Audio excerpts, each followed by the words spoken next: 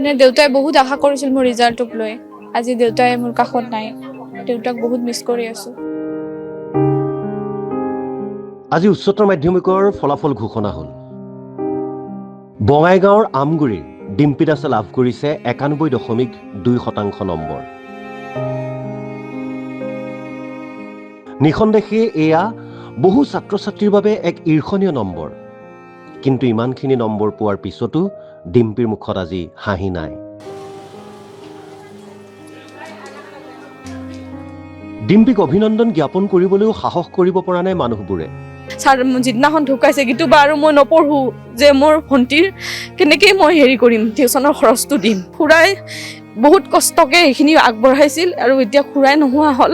তাই সৰুৰ পৰা মানে একদম ভাল খাবই পৰা নাই, এনেকুৱা পৰিয়াল হয়। তো সেই যাতে কোনোবাই সহায় কৰে, মই হাত জোৰ কৰিছোঁ। তো সহায় কৰিলে তাই সেইখিনি পঢ়িব পাৰিব।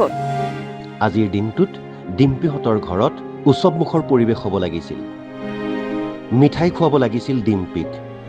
কিন্তু সেইখিনি কৰিবলৈ আজি কাৰো সাহস নাই। কাৰণ 11 দিন পূৰ্বেই মৃত্যু হৈছিল ডিম্পীৰ পিতৃ ডালিম দাসৰ। এজন গাড়ী চালক হিচাপে কৰ্মৰত ডালিম দাসৰ মৃত্যুৰ পিছত এতিয়া সৰগ ভাগি পৰিছে পৰিয়ালটোৰ।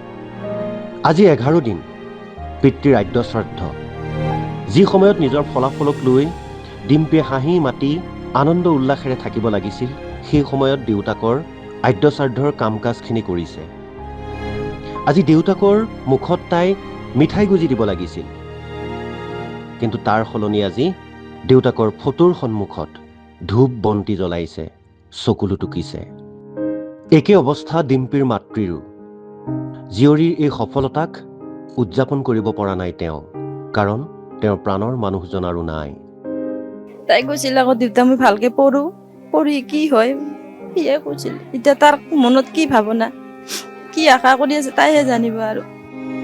অলেখ ছাত্ৰ ছাত্ৰীয়ে এনে সফলতা লাভ কৰক, কিন্তু ডিম্পী দাসৰ দৰে এনে দুখৰ দিন কাৰো জীৱনলৈ নাহক। আমি আশা কৰিম পিতৃহীন ডিম্পীয়ে কঠোৰ পৰিশ্ৰম কৰি অনাগত দিনত নিজক সুপ্ৰতিষ্ঠিত কৰিব, সুনাগৰিক হিচাপে গঢ়ি তুলিব। অৱশ্যে ঘৰখনৰ একমাত্ৰ উপাৰ্জনক্ষম ব্যক্তিজনৰ অকাল মৃত্যুত এতিয়া দিশহাৰা হৈ পৰিছে ডিম্পী আৰু তাইৰ মাতৃ। দেউতাই মোক পলিটেকনিকৰ কথাও কৈছিল। তাৰপিছত আৰু মই এতিয়া কি কৰোঁ মানে ডিচিজন লোৱা নাই ভালকৈ। নাই। তাত দেউতাকৰো আশা আছিল কিবা কৰি পঢ়াম বুলি কৈছিল আৰু। তেতিয়া দেউতাকটোৱে নাই, কি হ'ব কি কৰিম। গোটেইজনে ৰাইজে সহায় কৰে, ভগৱানে দিলে শক্তি দিয়ে মোৰ ইয়ে ক'বলৈ।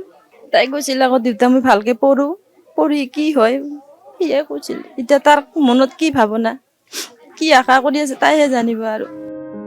যদি আপোনাৰ মনত কিঞ্চিত মানৱীয়তা আছে, আৰ্তজনক সহায় কৰাৰ আপোনাৰ যদি ইচ্ছা আছে, তেন্তে ডিম্পীক সহায় কৰিবলৈ আগবাঢ়ি আহক।